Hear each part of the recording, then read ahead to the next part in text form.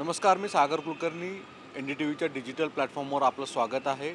आज सर्वाधिक चर्चा होती ती म्हणजे माणिकराव कोकाटे आणि त्यांचे बंधू यांना नाशिक जिल्हा न्यायालयाने दिलेली शिक्षा आणि मग कोकाट्यांचं होणार काय? वेगवेगळ्या प्रश्न उपस्थित होत आहेत आणि सगळ्यात महत्त्वाची गोष्ट म्हणजे महाराष्ट्राच्या राजकारणात गेल्या 2 दशकामध्ये जे जे कृषी मंत्री होत आहेत ते कोणत्या ना कोणत्या तरी वादात, भ्रष्टाचाराच्या प्रकरणात अथवा मोठमोठ्या आरोपांमध्ये गाजत आहेत. यामध्ये चर्चा 2 दिवस झालं जी सुरू आहे ती म्हणजे माणिकराव कोकाटेंची. कोकाटे यांच्याकडनं जी वेगवेगळी विधानं यापूर्वीसुद्धा केली गेली होती त्याच्यावरनं सुद्धा खरंच कोकाटे जास्त वाचाळवीरपणा करतायत का आणि त्याचा फटका बसतोय का, असे अनेक प्रश्न उपस्थित झाले. आज कोकाटेंच्या संदर्भात नाशिक जिल्हा न्यायालयाने जवळपास 50,000 रुपयाचा दंड आणि 2 वर्षाचा कारावास सांगण्यात आला. प्रकरण आहे 1995 ते 97च्या काळातलं. मनोहर जोशी तत्कालीन राज्याचे मुख्यमंत्री होते. युतीचं सरकार होतं आणि मुख्यमंत्री कोट्यामधून 10% जे घर मिळतं वेगवेगळ्या लोकप्रतिनिधी सर्वसामान्य जनतेला, त्याच्यामधून माणिकराव कोकाटे यांनी विशेष बाब म्हणून हे घर घेतलं गेलं होतं. विशेष म्हणजे कोकाटेंनी हे करत असताना जवळपास उत्पन्नाची क्रायटेरिया जो होता, दाखला जो होता तो कमी दाखवला गेला आणि उत्पन्न कमी असल्याचं दाखवत त्यावेळेस घर मिळाल्याचा आरोप तत्कालीन त्यांच्या विरोधकांनी तक्रारीत केला. त्यामध्ये तक्रार सरकारवाडा तिथल्या स्थानिक पोलीस स्टेशनमध्ये दाखल झाली. कालांतराने जवळपास 25 वर्षापेक्षा जास्त वेळ हे प्रकरण चाललं आणि आज याचा निकाल आला. चर्चा होते मग माणिकराव कोकाटेंचं होणार काय?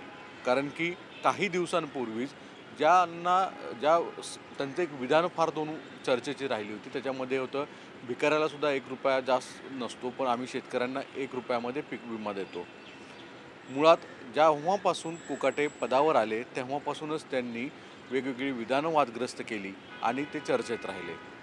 एकतर अतिशय आक्रमक भाषा, संताप अनेक वेळा त्यांनी जाहीररित्या मांडणं, याच्यामुळे कुठे ना कुठे कोकाटे हे कायम कुप्रसिद्धीत अधिक राहिलेले आहेत. महाराष्ट्राच्या गेल्या 2 दशकामध्ये जर आपण पाहिलं तर कृषी मंत्री हे कायम वादग्रस्त राहिले. त्याच्यामध्ये जर उदाहरण द्यायची सुरुवात झाली तर 2014ला कृषी मंत्री असणारे एकनाथ खडसे हे भोसरीच्या MIDC प्रकरणामध्ये अडकले आणि थेट त्यांची कॅबिनेट पदावरून उतरावं लागलं आणि राजकारणामध्ये अस्त होईल इथपर्यंत खडसेंचा प्रवास झाला. त्याला काही कारणं वेगवेगळी जरी असली तरी ते कृषी मंत्री होते.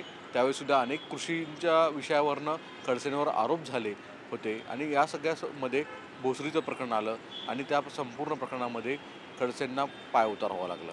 कालांतराने कृषी मंत्रालय जे त्यांच्याकडे आले होते ते म्हणजे सगळ्यात जास्त काही दिवसांपूर्वी जर विचार केला ते म्हणजे धनंजय मुंडे यांच्यावरसुद्धा आत्ता आपण गेल्या काही दिवसांमध्ये ज्या पद्धतीने वेगवेगळ्या खरेदीचे टेंडर असतील, वेगवेगळे अध्यादेश काढणार असतील किंवा निर्णय प्रक्रियेमध्ये कॅबिनेटला घेण्याच्या आधीच काही निर्णय घेतले असे आरोप केले गेले.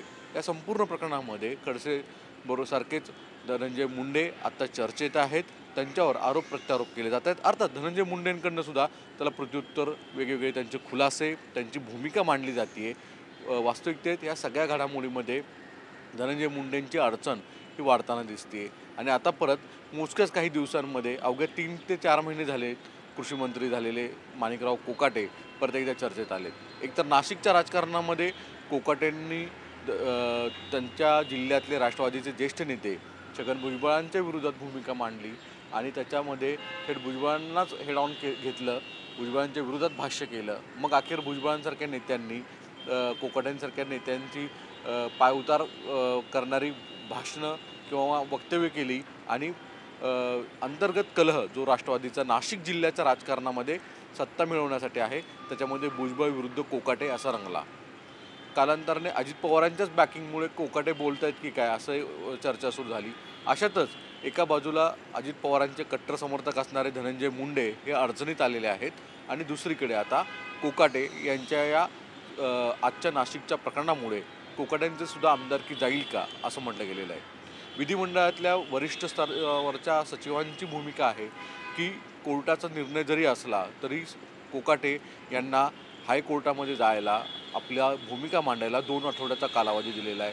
यामुळे मुंबई हायकोर्टामध्ये ते भूमिका मांडतील.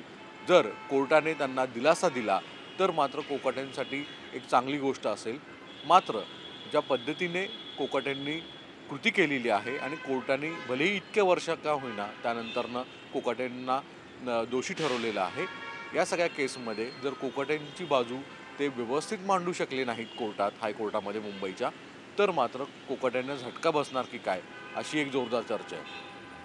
मुंबईमध्ये घर मिळवताना यापूर्वीही अनेक राजकीय नेते, जवळचे नातेवाईक, जवळचे आप्त परिवार यांना घरं देण्याच्या प्रकरणामध्ये अडचणीत आले आणि राजकीय करिअर संपवलं.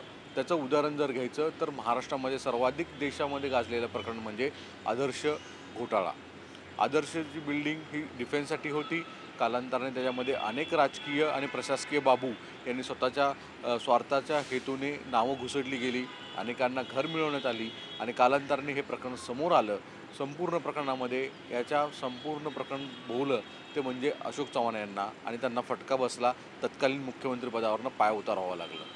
त्याचवेळी अनेक IAS दर्जाचे अधिकारी जे होते ते सुद्धा अडचणीत आले.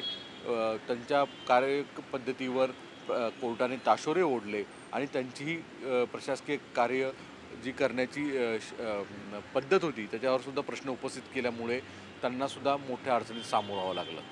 आता कोकाटेसुद्धा मुख्यमंत्री कोट्यातल्या घराच्याच प्रकरणामध्ये अडचणीत आलेले आहेत. तर 2 आठवड्यामध्ये हायकोर्टाने त्यांना दिलासा दिला नाही तर मात्र कोकाट्यांसाठी अडचण होणार आहे. मागील काही दिवसांपूर्वीच राहुल गांधींचं जे प्रकरण गाजलं होतं त्यांना सर्वोच्च न्यायालयाच्या मधून स्टे घेण्यात यावा लागला होता, पण त्यांच्या खासदारकीवर सुद्धा प्रश्नचिन्ह उपस्थित झालं होतं. खासदारकीसुद्धा जायची वेळ झाली. या सगळ्या प्रकरणामध्ये आता सेम कोकाट्यांचं सुद्धा असं होण्याची शक्यता नाकारता येत नाही. कोकाट्यांना जर दिलासा मिळाला नाही तर अजित पवारांच्या जवळचा एक म्होरक्या परत एकदा अडचणीत येणार आहे. एका बाजूला धनंजय मुंडे हे अडचणीत आहेत. धनंजय मुंडेंच्या राजीनाम्यासाठी प्रचंड दबाव वाढत आहे. त्याच्यातच माणिकराव कोकाटे हे अजित पवारांनी नवीन चेहरा जो नाशिकमधनं समोर आणला होता, कॅबिनेटमध्ये थेट वर्णी लावली होती, अशा कोकाटेंची सुद्धा पुढच्या कालावधीमध्ये अडचण तयार होण्याची शक्यता अधिक आहे. हायकोर्ट नेमके निर्णय काय देते याकडे लक्ष आहे. तात्पुरती स्थगिती जरी दिली तरी कोकाट्यांसाठी दिलासा असणार आहे. मात्र जर असं झालं नाही तर मात्र विधिमंडळाच्या नियमानुसार जर ते दोषी ठरवले गेले, हायकोर्टाकडनं त्यांना दिलासा नाही मिळाला तर त्यांना परत एकदा सर्वोच्च न्यायालयात दाद घ्यावी लागेल. सर्वोच्च न्यायालयाने सुद्धा जर या संदर्भात काही वेगळी भूमिका घेतली तर मात्र कोकाट्यांची सगळ्यात जास्त अडचण होणार आहे. मंत्रिपद, आमदारकी हे सगळंच गमावण्याची वेळ येणार का याकडे सगळ्यांचं लक्ष आहे. तुर्तास तरी अजित पवारांचे 2 अतिशय खंबीर नेते जे कॅबिनेट मंत्रीमध्ये आहेत, एक धनंजय मुंडे आणि दुसरे माणिकराव कोकाटे, हे अडचणीत आहेत. राष्ट्रवादीला आत्ता कुठे चांगले दिवस येत होते अजित पवारांच्या नेतृत्वात, मात्र त्यांच्याच जवळच्या 2 नेत्यांवर प्रश्नचिन्ह उपस्थित होत असल्यामुळे अजित पवारांची सुद्धा अडचण पुढच्या काही दिवसांमध्ये महाराष्ट्रामध्ये होणाऱ्या अर्थसंकल्पीय अधिवेशनामध्ये होण्याची शक्यता आहे. यामुळे महायुतीमध्ये अंतर्गत असणारा कलह हा एक वेगळा मुद्दा असणार आहे, पण पक्षांतर्गत होणारी डॅमेज ही अजित पवारांसाठी मोठी चिंतेची बाब असणार आहे. तुर्तास इतकंच. धन्यवाद.